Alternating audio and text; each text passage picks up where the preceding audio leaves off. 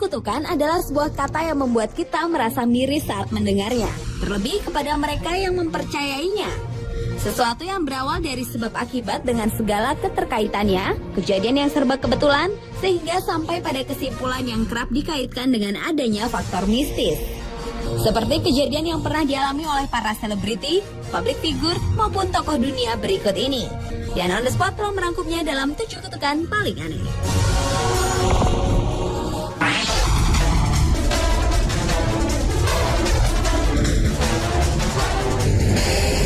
Diawali dengan kutukan pernikahan Maria Vittoria Dal Pozzo dan Pangeran Amadeo I. Kisah tragisnya bermula ketika Pangeran Amadeo dari Savoy mengumumkan bahwa ia akan menikahi Maria Vittoria Dal Pozzo, putri della Cisterna ke-6. Namun pernikahan tersebut tak disetujui oleh Raja Victor Emmanuel II dari Italia karena alasan bahwa Maria bukanlah keturunan kerajaan dan ia pikir anaknya yang tampan bisa mendapatkan wanita yang lebih baik dari wanita bangsawan tersebut. Meskipun demikian, Pangeran Amadeo I tetap menikahi Putri Maria pada 30 Mei 1867. Dan pernikahan yang seharusnya membawa kebahagiaan itu pun berubah menjadi pernikahan yang dipercaya oleh sebagian masyarakatnya sebagai pernikahan paling dikutuk dalam catatan sejarah.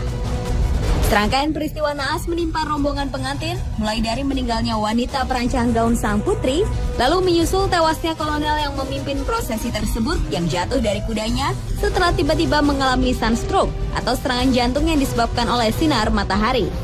Hingga tewasnya pendamping pengantin pria setelah menembak kepalanya sendiri usai upacara perkawinan. Serta masih banyak lagi serentetan peristiwa berdarah lainnya di sepanjang prosesi pernikahan tersebut. Namun pernikahan antara Maria Vittoria Dal Pozzo dan Pangeran Amadeo I ini berjalan harmonis selama 10 tahun kemudian, hingga akhirnya Putri Maria meninggal setelah komplikasi saat melahirkan pada usia 29.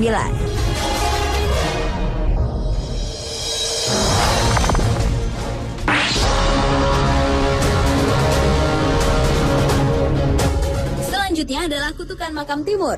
Timur yang hidup pada 8 April 1336 hingga 18 Februari 1405 ini dikenal sebagai Tamerlane yang adalah seorang penakluk wilayah Asia Barat, Selatan, dan Tengah dari Turki serta merupakan pendiri dinasti Timurid sejak 1370 hingga 1405 di Asia Tengah. Setelah mendapatkan gelar Raja Agung Great Khan pada tahun 1369, Timur meluncurkan sebuah kampanye mengerikan dari Persia ke Rusia Selatan Timur untuk membuat kakek Genghis bangga dengan membuat piramida dari 70.000 tengkorak manusia di India Utara. Ketika Tamerlane tewas di tahun 1405, ia pun dikebumikan di kompleks Gur-e-Amir di Samarkand, Uzbekistan.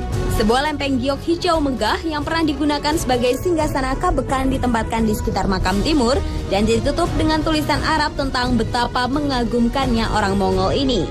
Untuk memastikan tidak ada orang yang mengganggu jasad Timur ini, maka dituliskanlah kata-kata, "Ketika aku bangkit dari kubur, dunia akan bergetar." Hingga pada tahun 1941, 2 hari setelah peneliti Uni Soviet, ahli arkeologi Mikhail Mikhailovich Gerasimov menemukan dan membongkar makam itu, Uni Soviet diserbu Nazi Jerman dalam operasi Barbarossa, serangan terbesar dan paling brutal di Perang Dunia II. Setelah kehilangan jutaan tentara dan warga Soviet, orang-orang Rusia tersebut mulai yakin terhadap kutukan dari makam tersebut, sehingga akhirnya mengembalikan Timur ke makamnya dengan tata cara pemakaman Islami sepenuhnya di tanggal 20 Desember 1942. Dan pada waktu yang sama, dalam operasi badai musim dingin, upaya terakhir Jerman untuk lari dari penghancuran di Stalingrad pun gagal.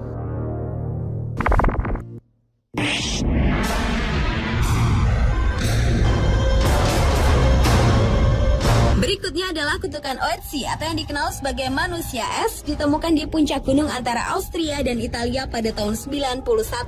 Selama 13 tahun selanjutnya, di samping banyak rumor tentang kematian oleh Ötzi, juga dikatakan adanya sebuah kutukan dalam jasad mumi Ötzi si manusia es. Di mana sejak penemuan Ötzi, tercatat 7 orang yang berhubungan dengan penemuan jasad muminya tewas mengejutkan. Mulai dari kematian Rainer Hahn, ahli patologi forensik yang memasukkan jasad Ötzi ke kantung mayat, tewas dalam kecelakaan mobil. Kurt Fritz, si pemandu gunung yang telah menemukan wajah manusia es untuk pertama kalinya, juga tewas dalam longsoran salju. Rainer Holz, yang membuat sebuah film dokumenter tentang pemulihan Ötzi, meninggal karena tumor otak. Helmut Simon yang terkenal sebagai Bapak Ötzi karena menjadi salah satu pendaki Jerman yang menemukan tubuhnya, ditemukan tewas di sungai setelah jatuh 300 kaki. Dieter Warnick, Conrad Splendor, hingga Tom Loy yang membuat penemuan luar biasa tentang darah pada pakaian dan senjata Otzi meninggal karena penyakit darah keturunan. Peristiwa kematian ketujuh orang tersebut masih terbilang wajar, namun menjadi janggal ketika dihubungkan dengan kronologi penemuan jasad mumi Otzi yang misterius ini. Sehingga beberapa teori pun coba diuji untuk mengungkap penyebab kematian Otzi si manusia es yang kini tersimpan di Museum Arkeologi Tyrol Selatan di Bolzano, Italia Utara.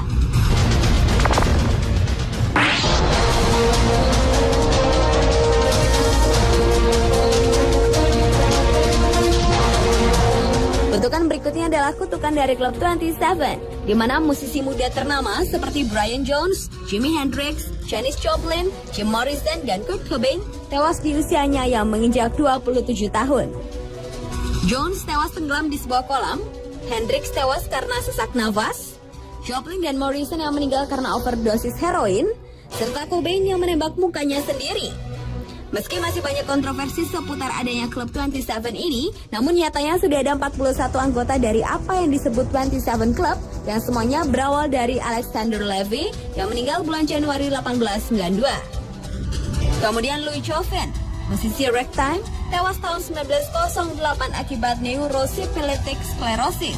Dan kemudian Robert Johnson yang dipercaya sebagai penemu blues yang tewas pada usia 27 tahun 1938. Meski ada cerita legenda bahwa Johnson menjual jiwanya kepada setan agar bisa menciptakan musik hebat. Dan orang yang paling baru dalam daftar 27 Club ini adalah penyanyi dan pencipta lagu Amy Winehouse yang tewas karena overdosis obat di kediamannya di London pada 23 Juli 2011. Karena kematiannya, para musisi tersebut di puncak karirnya saat berusia 27 tahun itulah muncul Club 27 yang diyakini beberapa kalangan sebagai kutukan bagi para musisi yang meninggal di usia tersebut. Sepertinya ada sesuatu seperti garis perak bagi semua kejadian tersebut, di mana para bintang ini tidak dapat hidup cukup lama.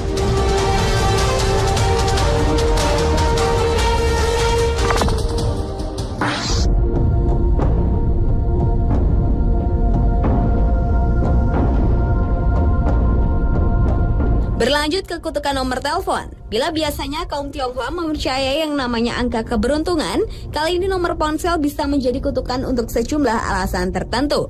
Ponsel dengan nomor 0888888888 yang pertama kali digunakan oleh perusahaan telekomunikasi di Bulgaria pada awal 2000-an dan telah melewati beberapa tangan, diyakini oleh sebagian orang memiliki unsur kutukan, di mana setiap orang yang memiliki nomor ini akan tewas dengan tiba-tiba. Tahun 2001, pemilik asal sekaligus CEO Mobitel, Vladimir Grasnov, tewas oleh kanker. Dan nomor tersebut kemudian diberikan ke bos mafia bernama Konstantin Dimitrov dan tertembak mati ketika makan malam dengan seorang model pada tahun 2003. Terakhir, nomor ini sampai ke tangan usahawan bernama Konstantin Deslev yang tertembak di luar sebuah restoran khas India di ibu kota Bulgaris pada tahun 2005. Konstantin yang pertama adalah seorang bos mafia, dan Konstantin kedua merupakan usahawan korup di perusahaan obat-obatan dan kemungkinan dibunuh oleh orang Rusia yang tidak menyukai persaingan. Namun ada sesuatu yang menyeramkan tentang dua orang yang memiliki kesamaan nama ini dalam hal kesamaan jenis usaha, di mana keduanya mati dengan cara yang sama, pada lokasi yang sama, dan ketika membawa ponsel dengan nomor yang sama. Sejak itu, Mobitel mencabut nomor telepon tersebut tanpa keterangan yang jelas.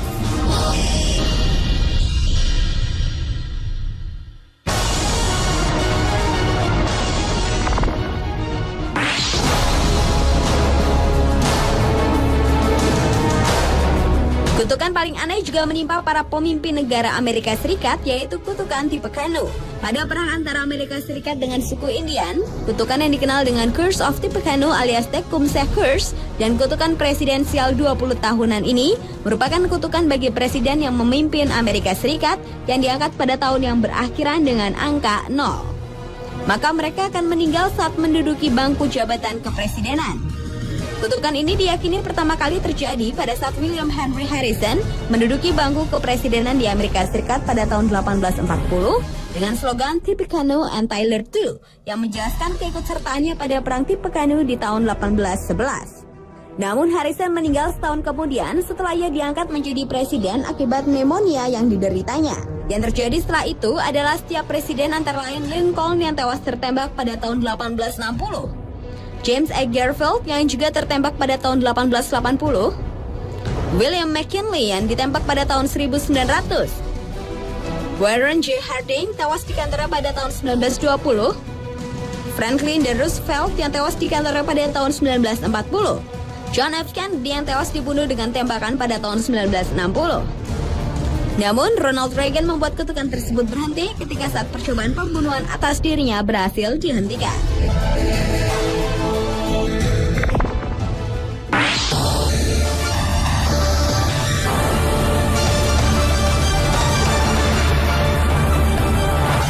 Dan kutukan paling aneh yang terakhir adalah kutukan Billy the Goat. Adalah Bill Sayanis, seorang imigran asal Yunani yang mengajak seekor kambing peliharaannya melihat pertandingan baseball antara Chicago Cubs dan the Detroit Tigers. Kambing bernama Murphy tersebut ia bawa serta dengan cara dipakaikan selimut dengan ditambahkan tulisan "We got Detroit's Goat". Sayanis dan kambingnya diizinkan melewati Wrigley Field dan sempat duduk di tempat di mana sesuai dengan tiket yang ia beli sampai mereka diusir dari stadium sebelum pertandingan atas perintah dari Philip Knight Wrigley, si pemilik Chicago Cubs, dikarenakan bau yang ditimbulkan dari kambing peliharaan itu. Sayanis pun marah dan bersumpah bahwa Chicago Cubs tidak akan pernah memenangkan permainan di Wrigley Field. Dan kutukan ini pun terlihat saat dengan jelas Cubs didegradasi ke Divisi 2.